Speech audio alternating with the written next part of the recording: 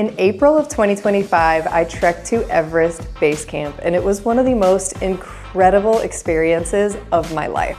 But also, wow, there are so many little things that I wish I had known beforehand. We made mistakes that were so costly. One of my friends didn't make it to base camp. In this video, I am going to share with you the 12 things I wish I knew before I trekked to Everest Base Camp, so that you can avoid making my mistakes and make the most out of your journey. Make sure that you stick around until the end of this video, especially if you're deciding whether or not to hire a guide for the trip. That one might surprise you. Tip number 1, buy gear in Kathmandu. Don't panic if you forgot something or if you don't want to spend thousands of dollars on new trekking gear at home, because you can find pretty much everything you need at the stores in Kathmandu. If you're staying in the Tamil area of Kathmandu, which you likely will be, there are trekking stores everywhere. We purchased and rented gear from several shops, and our favorite one was called Outdoor Compass. It's a local company that manufactures their own gear in Nepal, and both the prices and the quality of the gear were top-notch. If you don't want to buy all new gear, ask the shops if they have rental gear, because many of them do. And they rent items like down jackets. You can rent a big puffy jacket if it's not something that you have or want to bring from home. You can rent trekking poles, sleeping bags, sleeping bag liners. I mean, pretty much anything you need, you can also rent. Here's a pro tip when you're shopping for gear in Kathmandu. Of course, make sure that you try everything on. Check the zippers. Sometimes the zippers are really cheap. Don't be afraid to negotiate the price. Almost everything is negotiable. There are certain things that you do still need to bring from home, such as your shoes or boots and your socks. And of course, make sure that you break those items in before the trek. Tip number 2, make sure that you cover your face while you're in Kathmandu. Let's start before you even hit the trail. Kathmandu is currently the most polluted city in the world. If it hasn't rained recently, the air can get really thick with pollution and smog, and the last thing you want is to get a respiratory infection before you even get to base camp. I wore a face mask while I was walking around the streets of Kathmandu, and some of the people in our group who didn't end up wearing a face mask got congestion and coughs and sinus issues before we flew to Lukla. Protect your lungs so that you can actually enjoy the trek that you came for. Tip number 3, prepare for the road to Ramechhap. If you're flying to Lukla Airport from Ramechhap, and most people are these days depending on the season, you better buckle up. The drive is 6 to 8 hours on rough, windy roads. And sadly, in 2024, there was really bad flooding in Nepal that washed away big sections of this road. So, for parts of the drive, you are driving through a riverbed, which, needless to say, is very bumpy. If you get car sick, make sure that you take whatever medication helps you with your car sickness. And pro tip, you can get Zofran, which is an anti-nausea medication, over the counter, and it's very inexpensive in Nepal, so you can pick this up in Kathmandu. Zofran totally saved us on that ride. But this is not medical advice. I am not a doctor, so make sure that you talk to your doctor before taking any medications you're not familiar with. Tip number 4, the flight to Lukla is scary, but it's very short, so stop worrying about it. This is a tip that I needed to hear before the trek. I worried about this flight for months. And yes, the flight to Lukla is wild. You're flying in a tiny plane through mountain valleys and landing on what looks like a short driveway. But here's the good news. The flight is only about 20 minutes long. And once you land and make it there safely, it is an incredible start to this journey and a great story to tell afterwards. The pilots are highly skilled and fly this route all day, every day. So, I see you. Stop worrying about it. Pro tip, once you are at the airport, don't wander too far.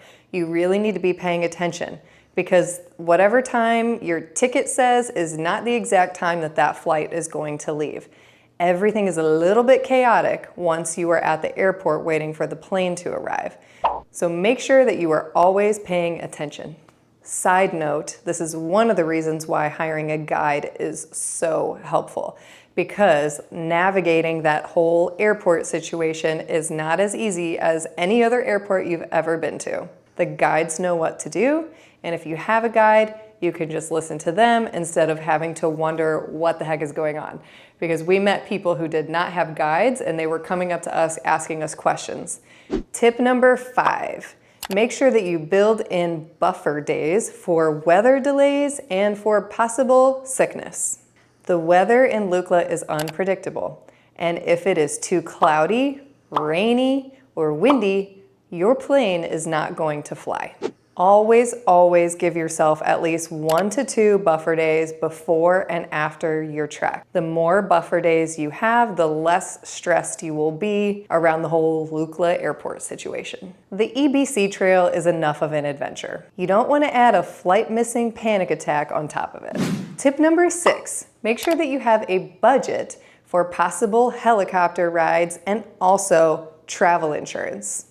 This is Mount Everest we're talking about. Flights get delayed, people get altitude sickness, and sometimes for various reasons, you need to get down the mountain fast. That is where helicopters come in, but they're not cheap. Some of the people in our group got food poisoning, sadly, so it pushed our entire trek back a day, which meant that we didn't really have enough time to walk all the way back to Lukla.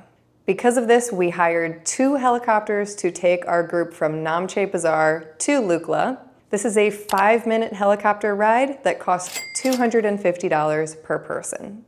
If you are the only person getting in the helicopter, that number is going to increase significantly. Pro tip, listen to me folks.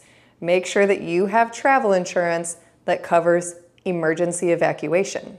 The first travel insurance plan that I was looking at did not have this coverage, and I almost accidentally bought it. We ended up using World Nomads, a travel insurance company that I have used and loved for well over a decade. There's a link in the description of this video for World Nomads insurance, so make sure to check it out. Honestly, it's a no-brainer.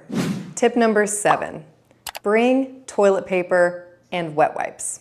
Let's talk about bathroom basics. There is no toilet paper. I'll say it again. There is no toilet paper in the bathrooms along the Everest Basecamp Trek.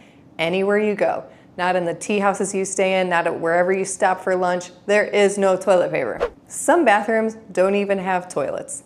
The craziest one that I saw and used was a little outhouse perched on the side of the hill, and everything went straight down into a hole on the side of the mountain. You can buy toilet paper in some of the villages along the Everest Trek, and the price keeps getting higher the more that you climb. So stock up in Kathmandu, and you can also stock up again in Namche Bazaar if needed. Also, bring plenty of wet wipes. They may be the closest thing that you get to a shower.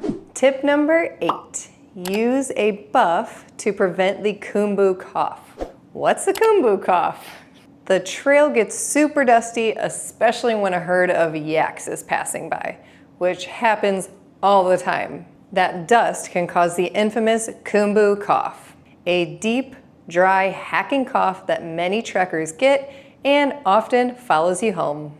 So don't forget, keep a buff over your nose and mouth whenever the trail is dusty, but also as much as you can possibly handle. Sometimes it's challenging to have a buff over your mouth when you're going uphill. On our last day, we were really hustling, we were going up a lot of hills, and I pulled down my buff for some really dusty parts, and guess what? I started with a cough the next day.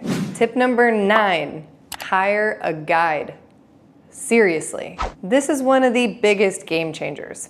Yes, you can hike to EBC without a guide. The trail is well marked and easy to follow, but the difference when you have a guide is massive. Our guides helped us to stay safe, taught us about Nepali culture, and overall added so much joy to the experience. They also handled permits, filtered and filled our water bottles at every stop, and did medical checks every morning. They became a part of our story, and the goodbye at the end was very emotional. Hiring a guide also obviously supports the local economy, and Nepali people are genuinely the best. So consider yourself lucky to get to spend that much time with someone from Nepal. Tip number 10, treat and cover your water. Let me explain. I recommend treating every drop of water that you drink. We used aqua tabs and they work great. You can get aqua tabs in Kathmandu. You pop a little tiny pill into your liter of water, close the lid, wait 30 minutes, and voila, your water is clean and ready to drink. Here's a pro tip from our guides, something that I had never heard before and I have never heard anywhere else. When you're in the dining room of the tea house, keep the cap, you'll probably have a Nalgene, but any water bottle that you have, keep the cap sealed onto that Nalgene. We often had our caps just kind of open, hanging off to the side, and our guides were constantly reminding us, hey, close your water bottle, close your lid, keep your lid shut. They told us every day until we finally started remembering. But the reason is that most of the tea houses are heated by burning yak poop. So if these particles are getting into the air, they can end up on your bottle and you may end up getting sick. So close those lids, folks.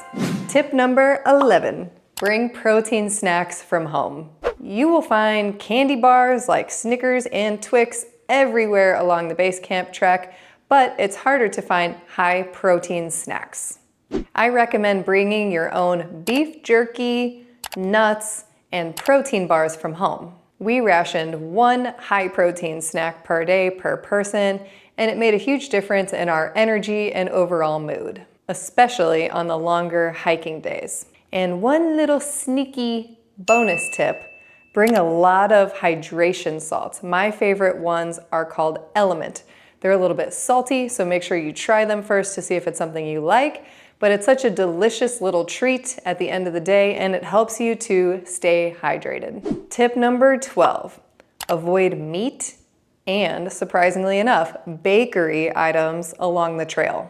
The higher you ascend in elevation, the riskier the food and water becomes, especially meat, because meat is hauled up on the back of a porter without refrigeration for several days. And I know the donuts look and admittedly taste, I had a few, delicious on the Everest Basecamp Trek. But we learned from some doctors in the area that bakery goods are actually one of the biggest causes of food poisoning, because those baked items, you have no idea how long they have been sitting out in the display case and they can get you sick. Several people in our group got food poisoning and it was either from veggie burgers or baked goods. We'll never know which. So, pro tip, stick to the classics: dal bhat, noodles, fried rice, ramen, garlic soup, etc. If you're surprised to see it on the menu like, oh my gosh, they have a veggie burger, don't order it. Take it from me, don't order it. It might sound delicious, but you want to spend your time at Everest Base Camp, not the bathroom, trust me.